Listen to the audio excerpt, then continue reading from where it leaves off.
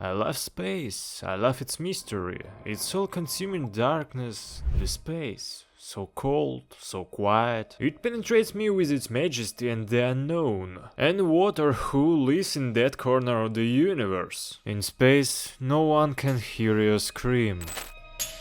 Dead Space. At the mere mention of this game, images of the lifeless Ishimura, its corridors, technical rooms and quarters where they worship him, the marker, pop into my mind. It's as if someone is banging on the walls, sneaking around the vents, and the familiar voices of loved ones are coming from around the corner, or else...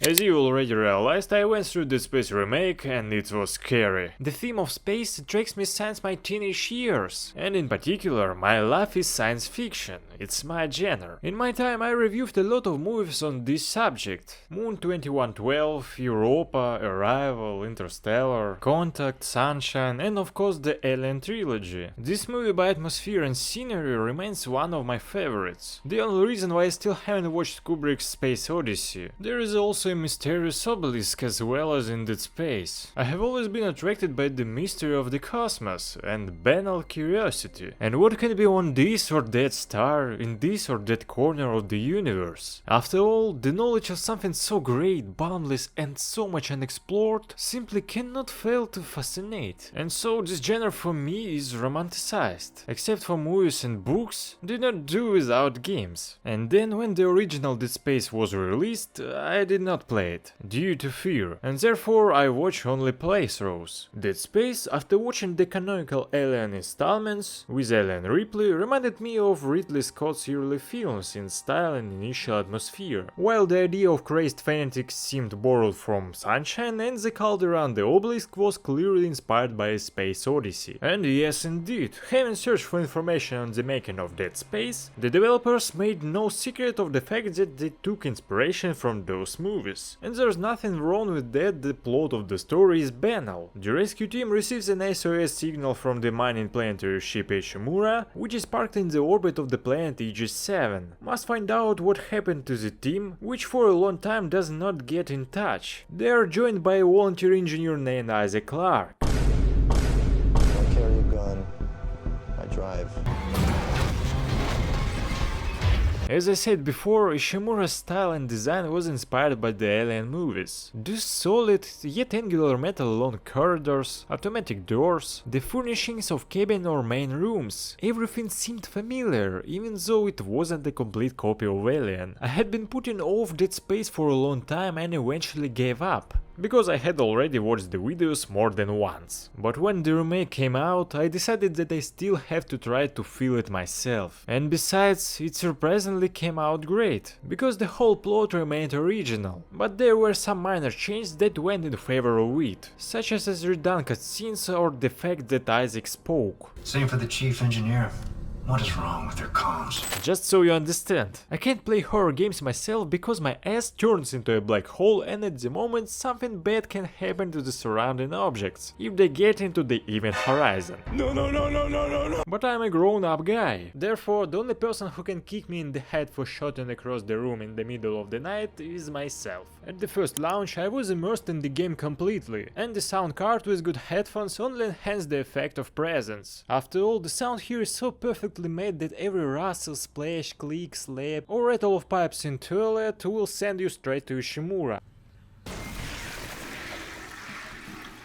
Will cause panic attacks, fear of corners and vents, and then you will start hearing voices in your head without the game. So I was already scared by the first screamer, and then the second and the third. The first few hours of gameplay, which I divided into several days, I was simply uncomfortable being inside Dead Space, and the whole scene is one of the best sound designs in games in principle.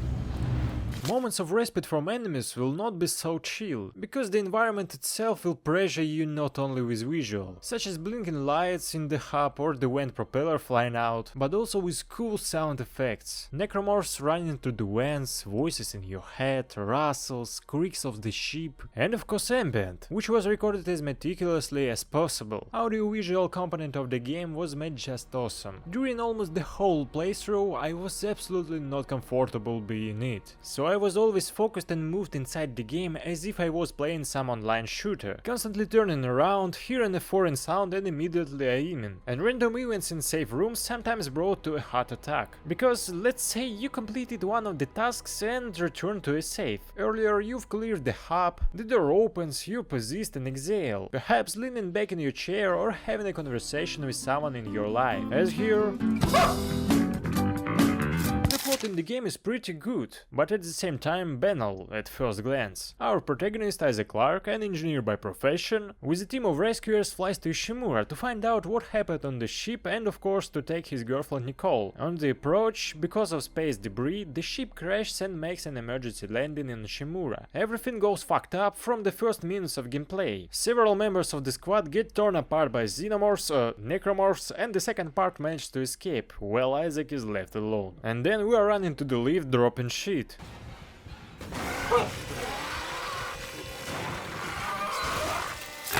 Saving from 6 armed fucks, we immediately find the most beautiful weapon in the galaxy called Plasma Cutter, with which already becomes a little more calm. Well, further in the story we will every now and then something to fix, something to blow up, from someone to run away and someone to kill. Typical working man's everyday life. All the commotion on the ship happened because of an alien artifact, which apparently on Ishimura raised a group of religious fanatics who called themselves unitologists, after which the entire crew went crazy and then died. The plot itself really extremely simple and logical. Wow effect when you finish the game you do not get, but lore and the origin of the mysterious obelisk, because of which necromorphs hatch from corpses and behave as one unified might, is awesome. But if we're talking about the game itself, it's all about the atmosphere. The Ishimura is on the one hand a dead tin can parked in the orbit of a planet from which resources have been siphoned off. On the other hand, this ship is clothed with so much living flesh that every corner of the ship seems to be talking to you. And it's creepy as hell. Even more makes you get into the flow of this horror is the lack of the usual HUD. The player interface is built into Isaac's suit. Here's your HP bar, which you always have in front of your eyes. And here's your inventory via hologram and the number of rounds in your weapons. And that's it, you don't need anything else and nothing distracts you from the process. From weapons or as engineering equipment. As you go through the game you will have a lot of different and favorite or not so much scenes to choose from. Starting from this Reaper, the initial task of which is to saw metal and minerals, ending with Force Gun, which is supposed to split stone rocks in mines. But Isaac is a creative guy, an engineer after all, so will be cutting, burning, tearing, blowing up, saving and so on. All weapons in the game will be useful to you in one way or another, whether it's a lack of ammo for your favorite gun, or a special type of enemies that are better taken out, for example with a flamethrower. And of course Plasma Cutter, the love of everyone. I think all guns can be leveled up and from the same cutter to make a mega weapon with an incendiary ammunition. Flamethrower can be make a wall of fire, and Force Gun will be able to put an analog of a black hole, which will attract in one point all the enemies in the area. Necromorphs are so insanely disgusting, developers created by watching a lot of movies about all sorts of alien evil. So moreover, so that they looked as disgusting as possible, developers considered photos of victims of airplane crashes, what should look like mutilated bodies. In games I adore moments involving sound. In deadspace, however, given that I'm very afraid of playing horror games, the ambient is simply over the top.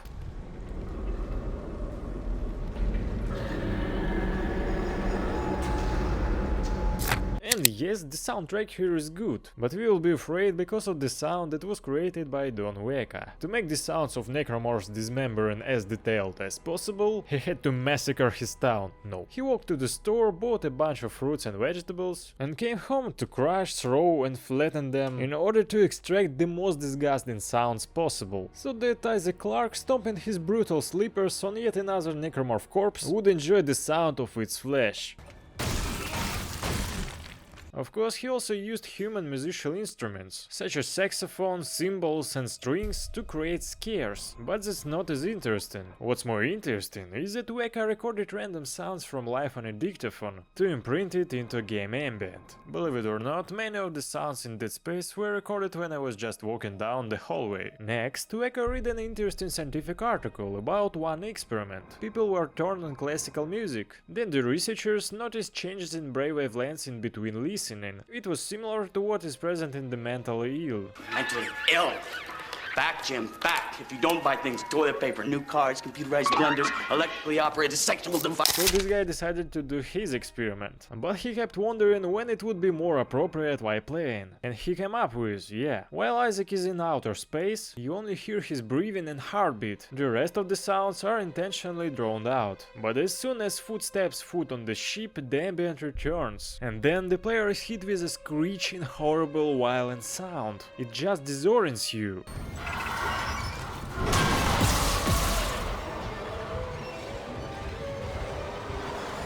More than once at such moments I had panic. I was rushing from corner to corner, thinking something was about to jump out, but nothing happened. This also happens when a Necromorph runs out at you and spews a bunch of small headcrabs that try to jump on Isaac. At times like this, if you don't have a flamethrower handy, you'll be shooting everything just so this scene doesn't grab you by the dick. And there are a lot of such moments in the whole game. The sound tension keeps you almost to the very end.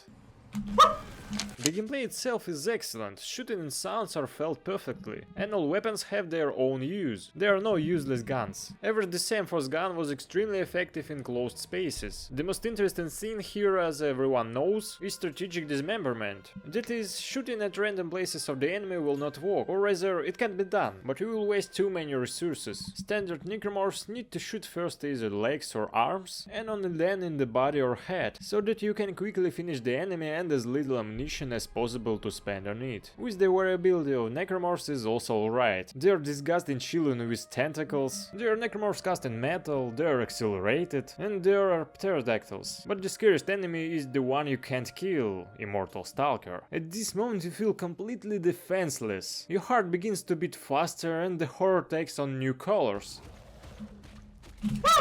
In the battle go all the tools at hand. It certainly can be stopped for a while by spending half of your ammunition, but this freak is very quickly recovered and goes on to catch you. And you have to either insert a battery to open the door and run away, or run headlong through several rooms to the other end of the ship, where you'll find the usual enemies waiting for you. This is probably the most nasty and really stressful boss in the whole game. During encounters with the Stalker, my heart rate was approaching 180, and my hands and ass were sweaty as after the gym. But it was nice to burned up by the space shuttle engine. As far as I'm concerned, the game has its minuses, and yes, it is great remake. But first it's bosses, except Stalker, and second it is protracted late game. Ask why? Bosses here is often a huge piece of meat, which can be easily enough to dodge. The same Leviathan or the final boss special interest, except for the first impression, do not cause. But a boss fight should either cause anal pain or interest during the battle, or both. And the second disadvantage, it is a protracted